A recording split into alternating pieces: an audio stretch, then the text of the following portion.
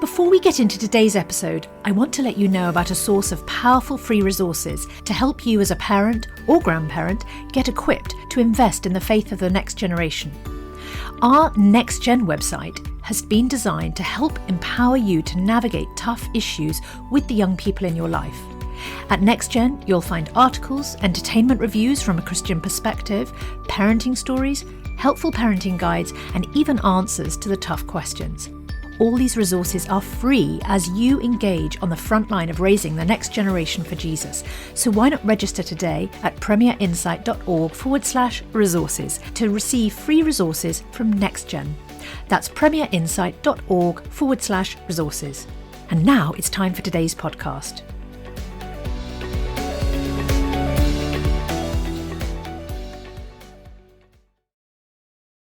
Bringing the Word to life. The Bible in a year.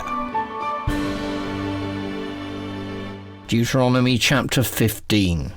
At the end of every 7 years you must cancel debts. This is how it is to be done. Every creditor shall cancel any loan they have made to a fellow Israelite.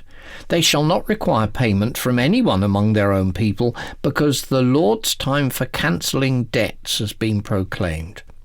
You may require payment from a foreigner, but you must cancel any debt your fellow Israelite owes you. However, there need be no poor people among you, for in the land the Lord your God is giving you to possess as your inheritance, he will richly bless you, if only you fully obey the Lord your God and are careful to follow all these commands I am giving you today. For the Lord your God will bless you as he has promised, and you will lend to many nations, but will borrow from none. You will rule over many nations, but none will rule over you. If anyone is poor among your fellow Israelites in any of the towns of the land that the Lord your God is giving you, do not be hard-hearted or tight-fisted towards them. Rather be open-handed and freely lend them whatever they need. Be careful not to harbour this wicked thought: the 7th year, the year for cancelling debts, is near, so that you do not show ill will towards the needy among your fellow Israelites and give them nothing. They may then appeal to the Lord against you, and you will be found guilty of sin. Give generously to them, and do so without a grudging heart. Then, because of this, the Lord your God will bless you in all your work and in everything you put your hand to. There will always be poor people in the land. Therefore, I command you to be open-handed towards your fellow Israelites who are poor and needy in your land. If any of your people, Hebrew men or women, sell themselves to you and serve you for 6 years, in the 7th year you must let them go free. And when you release them, do not send them away empty-handed. Supply them liberally from your flock, your threshing floor, and your winepress. Give to them as the Lord your God has blessed you.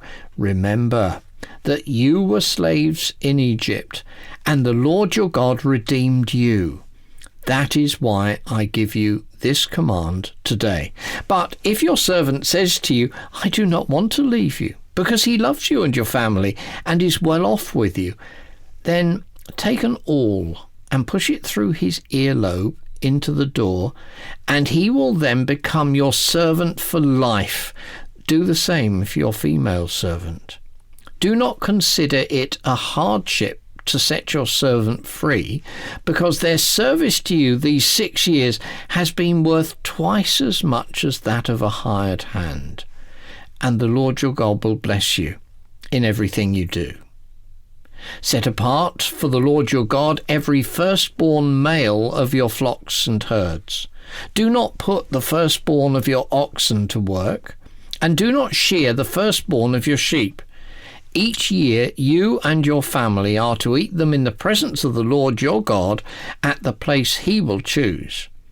If an animal has a defect, is lame or blind, or has any serious flaw, you must not sacrifice it to the Lord your God. You are to eat it in your own towns. Both the ceremonially unclean and the clean may eat it, as if it were gazelle or deer. But you must not eat the blood. Pour it out on the ground like water. Deuteronomy chapter 16. Observe the month of Aviv, and celebrate the Passover of the Lord your God, because in the month of Aviv he brought you out of Egypt by night. Sacrifice as the Passover to the Lord your God an animal from your flock or herd at the place the Lord will choose as a dwelling for his name. Do not eat it with bread made with yeast, but for 7 days eat unleavened bread, the bread of affliction, because you left Egypt in haste, so that all the days of your life you may remember the time of your departure from Egypt. Let no yeast be found in your possession in all your land for 7 days. Do not let any of the meat you sacrifice on the evening of the first day remain until morning. You must not sacrifice the Passover in any town the Lord your God gives you, except in the place he will choose as a dwelling for his name. There you must sacrifice the Passover in the evening, when the sun goes down, on the anniversary of your departure from Egypt. Roast it and eat it at the place the Lord your God will choose. Then in the morning return to your tents. For 6 days eat unleavened bread, and on the 7th day hold an assembly to the Lord your God, and do no work. Count 7 weeks from the time you begin to put the sickle to the standing corn.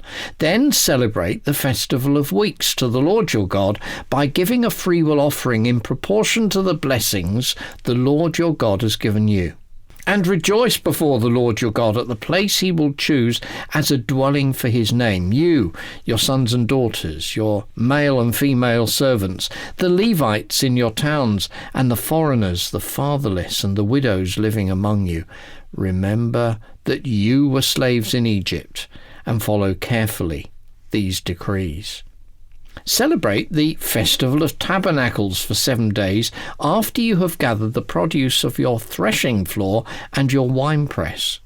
Be joyful at your festival, you, your sons and daughters, your male and female servants, and the Levites, the foreigners, the fatherless, and the widows who live in your towns. For 7 days celebrate the festival to the Lord your God at the place the Lord will choose. For the Lord your God will bless you in all your harvest and in all the work of your hands, and your joy will be complete.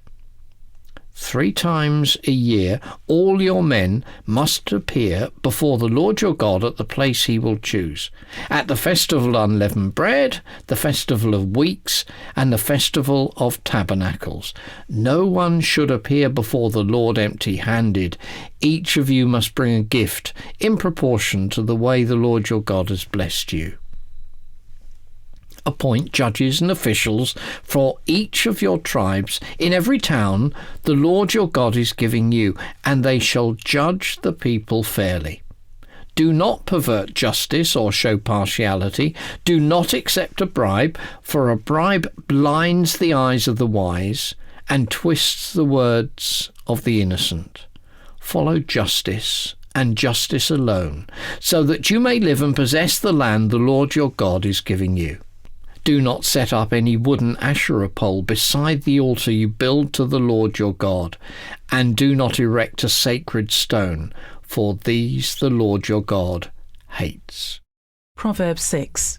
My son, if you have put up security for your neighbour, if you have shaken hands in pledge for a stranger, you have been trapped by what you have said, ensnared by the words of your mouth. So do this, my son, to free yourself, since you have fallen into your neighbour's hands.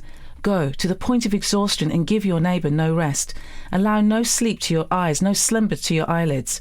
Free yourself like a gazelle from the hand of the hunter, like a bird from the snare of the fowler.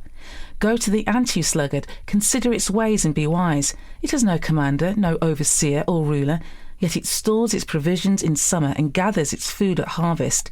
How long will you lie there, you sluggard? When will you get up from your sleep?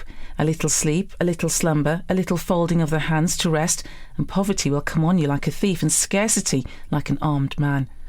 a troublemaker and a villain, who goes about with a corrupt mouth, who winks maliciously with his eyes, signals with his feet, and motions with his fingers, who plots evil with the deceit in his heart, he always stirs up conflict.